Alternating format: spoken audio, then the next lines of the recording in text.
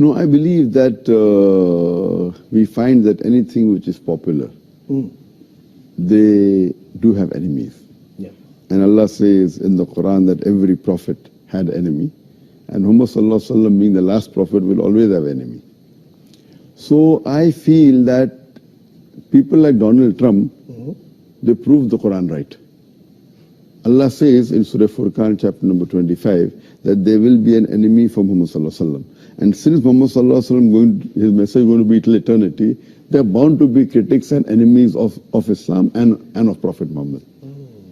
So these people are proving the Quran right. Because in spite of all these things, Islam is spreading. Allah says in the Quran, in Surah Imran, chapter 3, verse 54, Allah says, Makaru makarallah wallahu khairul makirin. They plan and plotted, Allah too plan. Allah is the best of planners. If you see after 9/11, the media war on Islam and throughout the world, normally people should think that now Islam should perish, na'uzubillah. They cannot. But we find that more people want to know what kind of religion is this. And we find that in USA alone, in a span of about 9 months after 9/11, 34,000 Americans accepted Islam. In Europe alone, in a span of 10 months after 9/11, more than 20,000 Europeans accepted Islam. So more they are trying to attack Islam, more Islam is spreading.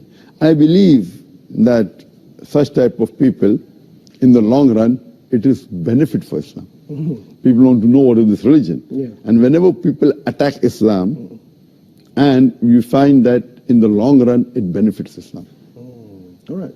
That's fantastic. Now, Dr. Zakir, do you agree if I say that now Muslims are caught up with efforts to restore the image due to Islamophobia campaign in the West?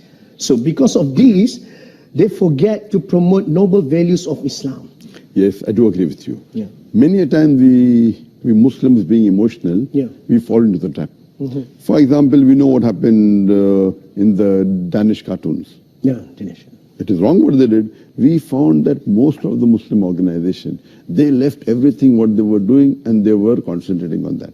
They were protesting. Fine, we should protest. But that doesn't mean that we stop our activity. So if an organization was suppose doing 100 points work, they focus all their attention on replying to the Danish cartoon, and out of 100, they only do 5 points work. So imagine if all the organization do that, it will be a loss for the Muslim Ummah. What we require, there should be specialized organization to take care of this. And I've given a talk on this, how this should be dealt. What we do, we become emotional. Fine, we disagree with it. But don't become so emotional that whatever positive work you are doing, you also stop that. So if he's attacking Islam, we don't leave everything. You leave everything and you only go and reply to that. I mean, for example, as I told you earlier, that anyone that is popular, they're bound to be criticism on him. I mean, for example, if you go on the Google and if you type my name, there'll be about approximately 15 million websites which has my information. I would say approximately 15 to 20% would be against me. So when a person gets popular, there are bound to be enemies. Initially, I had a perception that when anyone gets popular, the percentage of enemy remains the same. For example, if there are 100 followers, then 1 is enemy. If you have 1,000 followers, then 10 is enemy. If you have 1,000,000 followers, then there will be 10,000 enemy. The 1% remains the same, or 2%, or 10%, what the percentage, it remains the same. But later on, I realized that it's not like that. If you see the seerah of the Prophet Muhammad, when he started preaching Islam, initially he had 5 followers, no enemies. It became 50, 100, no enemies. When it started increasing, then the enemies started appearing.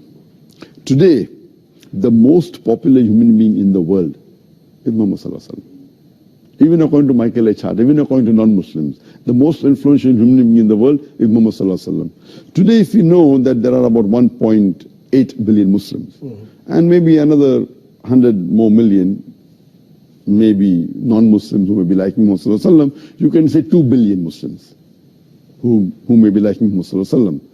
But those who are against Muhammad Sallallahu Alaihi Wasallam will be more than 2 billion. So because of the popularity, then the percentage of enemies keep on increasing.